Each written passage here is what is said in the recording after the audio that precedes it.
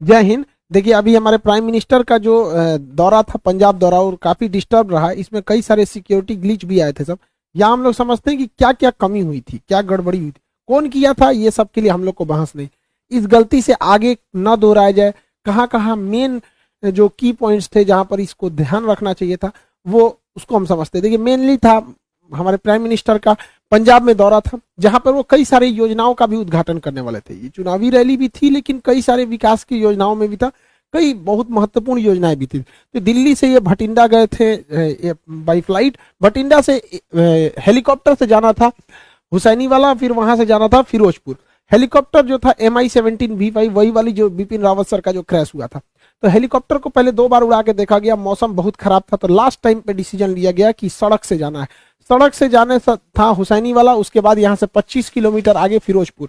ये दोनों ही जगह जो है पाकिस्तान बॉर्डर के एकदम करीब है। लेकिन हुसैनी वाला से पहले ही फ्लाईओवर पे हमारे प्राइम मिनिस्टर का जो कॉन्वॉय था, काफिला रुक गया। अब इसको टोटल एक एक करके हम लोग समझते हैं। प्राइम मिनिस्टर की सिक्योरिटी बहुत प्राइम लेवल की होती है, सबसे बेस्ट सिक्योरिटी मानी जाती है। इनके काफिले में जितनी गाड़ियां होती है बुलेट प्रूफ होती है। अभी सुने होंगे 7 करोड़ की एक गाड़ी आई है, बुलेट प्रूफ गाड़ी। काफी जबरदस्त गाड़ियां होती हैं इनमें। हमेशा आगे चलने पे रोड को क्लियर करा दिया जाता है। तो ये उनकी सिक्योरिटी में जो लगे होते हैं, SPG होती है, स्पेशल प्रोटेक्शन ग्रुप। आप इसमें डायरेक्ट कभी नहीं जा सकते हैं। आपको आर्मी या पैरामिलिट्री फोर्स या पुलिस में बहुत बेहतरीन काम किए रहेंगे तो आपका सिलेक्शन इसमें होता है बहुत बेहतरीन ढंग के, तब आप बनते हैं SPG, special protection group. SPG दिखती है भले सूट में, लेकिन अंदर उनके पूरा बुलेट प्रूफ रहता है। हर चीज वो अंदर रखे रहते हैं। उनके पास बहुत ही लेटेस्ट हथियार होती है, पिस्टल्स होते हैं। आंख पर काला चश्मा होता है कि वो किधर देख रहे हैं पता नहीं चलता है। बुलेट प्रूफ सूट होती है, पिस्टल होता है, हर चीज से ये लैस होते हैं आधुनिक हथियारों से। प्राइम मिनिस्टर के पास 3 लेयर की सिक्योरिटी होती है। इनके सबसे पहले आसपास में जो होते हैं वो SPG के कमांडो होते हैं। SPG कमांडो के घेरा के बाद जो होती है वो पैरामिलिट्री के कमांडोज होते हैं। और उसके बाहर जो घेरा होता है उसमें पुलिस होती है। पुलिस के बाहर जो घेरा होता है उसमें ट्रैफिक पुलिस होती है। तो मेनली सिक्योरिटी के लिए 3-3 लेयर की सिक्योरिटी होती है। तो आप ये समझ सकते हैं कि हमारे प्राइम मिनिस्टर के लिए कितनी जबरदस्त लेयर की सिक्योरिटी होती है। SPG कमांडो में भी कई लेयर होते हैं। कुछ होते हैं जो केवल प्रोटेक्शन देते हैं, कुछ हमला भी करते हैं। हमारे SPG कमांडो के पास जब भी प्राइम मिनिस्टर चलेंगे, देखिएगा इस तरह से बैग लेके लोग चलते रहते हैं। कुछ कमांडो बैग लिए रहते हैं। अब देखेंगे इनके पास हथियार नहीं रहते। और ये जो बैग लिए रहेंगे हमेशा प्राइम मिनिस्टर के पास ही खड़े रहते हैं। ये बैग नहीं है, ये एक्चुअली बुलेट प्रूफ है। जब भी अटैक होगा तो ये बैग इस तरह से खुल जाता है, कई लेयर में ये खुल जाता है, और ये बुलेट प्रूफ होता है। इसको लेके हमारे प्राइम मिनिस्टर को चारों ओर से घेर लिया जाता है ताकि बुलेट्स ना लगे। ये जरूरी भी है, हमारे देश के प्राइम मिनिस्टर है, उनकी सिक्योरिटी में कहीं भी कमी नहीं होनी चाहिए। अब हुआ क्या, दिल्ली से वो पंजाब गए। पंजाब एक्चुअली पाकिस्तान से एकदम करीब है, बॉर्डर ही बनाता है। तो पंजाब में यहाँ पर है फिरोजपुर, आप देखिए पाकिस्तान से एकदम सट के है यहाँ पर। तो यहाँ जब गया, भटिंडा एयरपोर्ट पर उतर गया। भटिंडा एशिया की सबसे बड़ी सैनिक छावनी है, बहुत ज्यादा, मान लगभग 1.5 लाख फौजी रहते हैं वहां पे।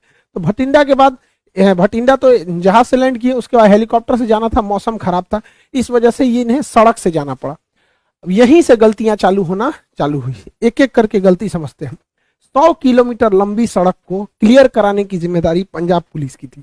सड़क से जाने का रास्ता पहले से तय नहीं था। अचानक मौसम खराब हुआ और हेलीकॉप्टर कैंसिल हुआ, जिस वजह से अमूमन इस रास्ते पे 2.5 घंटे लगते हैं। 100 किलोमीटर के सफर में लगभग 2.5 घंटे लगते हैं। महज 3 घंटे के सूचना पर इसे खाली करा लिया गया। इस पे SPG को सवाल उठाना चाहिए कि जहां 2.5 घंटे लगते हैं, 100 किलोमीटर लंबा है, इस पे आप इतना जल्दी क्लियरेंस कैसे दे सकते हैं यहाँ पर। तो यहाँ SPG को आपत्ति जताना चाहिए। और यहाँ पे पंजाब पुलिस के DGP को साथ रहना चाहिए, लेकिन वो वहां उपलब्ध नहीं थे। ये गलती थी, वहां पे उन लोग को एक्सेप्ट करना चाहिए। यहाँ पर इन लोग से ये गलती हुई है। यहाँ पर कॉन्वे सबसे ठीक ठाक चल रहा था। अगली गलती देखिए क्या होती है। जब भी राष्ट्रपति प्रधानमंत्री का काफिला जाता है तो उनकी गाड़ियों में एक बहुत बड़ी संख्या होती है, 25 से 40 गाड़ियां रहती हैं। ये गाड़ियों का एक ग्रुप रहता है, लेकिन इन गाड़ियों के ग्रुप के आगे 5-7 गाड़ियां चलती हैं, जिसे हम पायलट कहते हैं, पायलट गाड़ी कहते हैं। उसमें सबसे आगे एक बाइक वाला रहेगा, देखिएगा इसमें, ये देखते रहता है कि सब कुछ, कोई दिक्कत नहीं है। उसके बाद एक पुलिस की जिप्सी रहती है, इसे हम लोग रूट क्लियरिंग पार्टी कहते हैं। ये 5-6 की ग्रुप में रहते हैं सब, और जो मेन काफिला उससे ये 3-4 किलोमीटर आगे होते हैं, ताकि ये पहले ही देख लेते हैं कि कोई गड़बड़ी तो नहीं है। तो जो रूट क्लियरिंग पार्टी थी, जो पायलट गाड़ी थी, इनको दिखाई नहीं।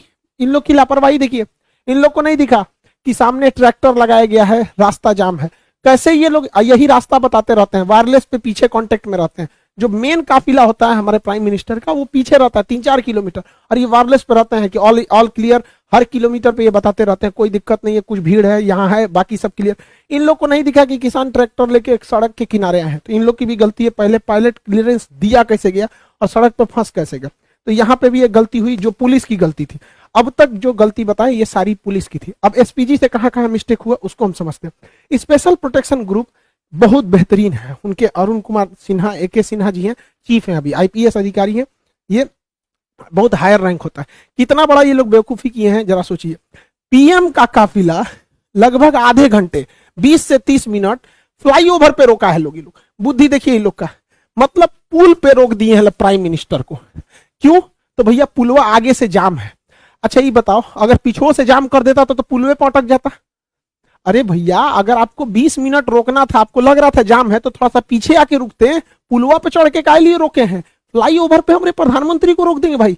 ये NSG SPG से सवाल होना चाहिए कि, और ये प्रोटोकॉल में लिखना चाहिए, हिस्ट्री में जो डिफेंस है उसमें पढ़ाना चाहिए कि किसी भी प्राइम मिनिस्टर, राष्ट्रपति या VVIP को फ्लाईओवर पे नहीं रोक सकते। यहाँ आप 20 मिनट रोक दिए। अगर दोनों ओर से प्रदर्शनकारी के रूप में कोई और अभी आ जाता, क्योंकि ये बॉर्डर से एकदम महज 20 किलोमीटर यहाँ से पाकिस्तान आ जाता है, पाकिस्तान की सीमा चालू हो जाती है, तो काफी करीब है। और नीचे से अगर फ्लाईओवर को उड़ा देता सब कोई ID या विस्फोटक लगा के, तो सारा काफिला नीचे चलाता है यहाँ पे। ऐसा ऐसा तो दिमाग लगा रहे हैं लोग। भाई आप थोड़ा सा पीछे हट जाते, सड़क पे रहते, कभी कुछ होता तो भाग तो सकते थे इधर उधर। फ्लाईओवर दोनों ओर से जाम हो जाता, कहाँ जाते हैं आप लोग? यहाँ पे गलती SPG की थी। यहाँ पर आप लोग को जवाब देना चाहिए। हम लोग तो भाई बताते हैं कहाँ गलती। दूसरी गलती, फ्लाईओवर पे जब हमारे प्रधानमंत्री कह रहे हैं कि हम जिंदा वापस आ गए, मतलब सिचुएशन क्रिटिकल हुई होगी वहां पर, तभी वो ऐसा स्टेटमेंट दे रहे हैं। जब इतना स्टेटमेंट हो गया और आपको वापस लेके आना है, तो आप आधा घंटा बाद लेके आइएगा जी। SPG वाले लोग आप जवाब दीजिए कि हमारे प्राइम मिनिस्टर अंदर बैठे हुए हैं यहाँ पर। अब देखिए हल्का सा मास्क दिख रहा होगा आपको। जब यू टर्न लेना है, देखिए कि आगे किसान है, इंटेलिजेंस रिपोर्ट आपको पहले से पता होगी, माहौल देख लीजिए क्या है क्या नहीं, तुरंत लेके हटिए। 2 से 3 मिनट हो गया, हाँ भाई खत्म, कैंसिल हुआ रैली, कैंसिल हुआ प्रोग्राम, हम वापस लेके आएंगे। तो SPG हमारे प्रधानमंत्री को आधा घंटा रोक के रखेगी। यहाँ SPG को भी जवाब देना पड़ेगा कि आप आधा घंटा का लिए रोक के रखे, वापस तुरंत लेके आना चाहिए। अगली गलती सुनिए ध्यान से, गृह मंत्रालय के अंडर में आता है खुफिया एजेंसी, इंटेलिजेंस ब्यूरो, और गृह मंत्रालय है, और हमारे अजीत डोभाल साहब, इनकी योग्यता पे तो कोई शक नहीं है। लेकिन इंटेलिजेंस ब्यूरो और रॉ तो खैर बाहर में काम करती है, लेकिन यहाँ जिम्मेदारी टोटल इंटेलिजेंस ब्यूरो। ये इंटेलिजेंस ब्यूरो को ये पता होना चाहिए कि जब जहाज हवाई मार्ग से मार्ग जब कैंसिल हुआ है, तो जो रास्ता जा रहा है वो ग्रामीण मालवा होके जा रहा है भटिंडा के लिए, भटिंडा से ग्रामीण मालवा होते हुए ये हुसैनी वाला और फिरोजपुर जा रहा है। और ग्रामीण मालवा का जो क्षेत्र है वो एकदम हॉट पॉइंट बना हुआ है प्रदर्शनकारी के लिए। तो इंटेलिजेंस ब्यूरो ने कैसे क्लियरेंस दे दिया कि अभी देख रहे हैं इतना बड़ा प्रोटेस्ट हुआ था, इतना बड़ा भीषण कई घटनाएं हुई, अभी किसानों में भी कुछ रोष था जो लखीमपुर की घटना को लेकर, ये सब। तो इंटेलिजेंस ब्यूरो को क्लियरेंस कैसे दे दिया कि भैया उस रूट से ले जा रहे हो जहां प्रदर्शन का केंद्र बना हुआ है, वो भी हमारे प्रधानमंत्री को। प्रधानमंत्री देश का होता है, किसी पार्टी का नहीं होता है, तो देश सर्वोपरि होना चाहिए। तो इंटेलिजेंस ब्यूरो का भी यहाँ फेलियर है, सबको जवाब देना चाहिए यहाँ पर। लेकिन मीडिया वाले ये सब सवाल तो पूछेंगे नहीं। हालांकि प्रधानमंत्री जब वापस आए तो उन्होंने हमारे प्रेसिडेंट साहब से भी मुलाकात किया। अब इस पे अटकलें ये भी लगाई जा रही है कि आर्टिकल 356 लगा के राष्ट्रपति शासन यानी राजकीय आपात स्टेट इमरजेंसी लगाई जाएगी। हालांकि ये इतना आसान नहीं है, और लगा देता तो भी ठीक है था। इलेक्शन होने वाला है, प्रेसिडेंट रूल रहने के बाद थोड़ा सा ठीक ठाक से रहता है। हालांकि ये बहुत वर्स्ट कंडीशन में ही ये इसे लगाया जा सकता है। गृह मंत्रालय ने भी पंजाब सरकार से मांगा है कि आखिर ऐसी क्या गलती थी कि मुख्यमंत्री वहां से रिसीव करने नहीं आए। तो मुख्यमंत्री का अपना कहना है कि कोरोना प्रोटोकॉल को लेकर जूम में थे, रैली भले करेंगे लोग, वहां कोरोना प्रोटोकॉल नहीं लगेगा, लेकिन प्रधानमंत्री के लिए कोरोना प्रोटोकॉल लगेगा। दूसरा कि मुख्यमंत्री को छोड़ो, हटाओ भैया, तुम आए चाहे ना आए, राजनीतिक मैटर है, लेकिन उस राज्य के DGP को कि प्रधानमंत्री के काफिले में सबसे आगे रहना पड़ता है। और DGP जहां रहेगा, पुलिस प्रशासन ऐसे ही रहेगी, क्योंकि किसी भी राज्य का सबसे बड़ा हेड होता है DGP, director general of police. राष्ट्रपति प्रधानमंत्री के काफिले में DGP नहीं थे, ये तो एकदम सरासर गलत है। तो पंजाब पुलिस को इस पे जवाब देना चाहिए। हालांकि गृह मंत्रालय ने इन लोगों से जवाब तलब किया है कि आप लोग वहां पर DGP उपलब्ध क्यों नहीं थे। लेकिन लौटते समय जो कहा जा रहा है कि प्रधानमंत्री ने किसी अधिकारी को कहा कि अपने मुख्यमंत्री को थैंक्स कहना कि हम जिंदा वापस आ गए, ये स्टेटमेंट थोड़ा सा अलग है। देखिए, अगर ये स्टेटमेंट केवल हिंदुस्तान के लोग सुन रहे हैं, ये स्टेटमेंट केवल भारत तक रह जाए, तब तो कोई दिक्कत नहीं है। लेकिन जरा सोचिए, एक विदेशी मीडिया जब इसे सुनेगी तो क्या सोचेगी कि कोई प्रधानमंत्री अपने देश में कह रहा है कि हम सुरक्षित जिंदा वापस आ गए। आप ये बोल सकते थे प्रधानमंत्री के कार्यालय के जो भी अधिकारी हैं कि हम सुरक्षित वापस आ गए, लेकिन जो होता है ना कि जिंदा वापस आ जाए, काफी हार्ड वर्ड हो जाता है ये, कि मतलब आपने ऐसा बोल रहे हैं, क्योंकि देश आप ही का है। अल्टीमेटली आप कहीं भी जाते हैं तो हमारे प्रधानमंत्री से ही हमारी पहचान होती है। कोई राज्य के मुख्यमंत्री को नहीं जानता है, किसी को नहीं पता कि अमेरिका के 50 राज्यों में किसी एक राज्य का मुख्यमंत्री का नाम, सब वहां जो बाइडेन को जानते हैं। अगर मान के चलिए पुतिन कहते हैं कि बहुत धन्यवाद कहते हैं उस राज्य के मुख्यमंत्री को कि हम जिंदा वापस आ गए, तो भारत के लोग क्या सोचेंगे? आपको जानकर ताज्जुब होगा, चीन का राष्ट्रपति शी जिनपिंग पिछले 2 साल से कहीं नहीं गया है, क्योंकि वहां गृह युद्ध का माहौल चल रहा है, लेकिन उसकी मीडिया ने इसको छुपा के रखा है। उसके प्रधानमंत्री वर्चुअल मीटिंग में जाते हैं, अभी तक कहीं 2 साल से बाहर नहीं निकला है, क्योंकि आंतरिक कलह चल रहा है। तो ये जो स्टेटमेंट है, अगर इंडिया तक में है तो कोई दिक्कत नहीं, किसी को भी कोई दिक्कत नहीं, लेकिन खुद से सोच के देखिए, जो बाहरी मीडिया, ये इंटरनेशनल जो लीडर हैं, ये क्या सोचेंगे?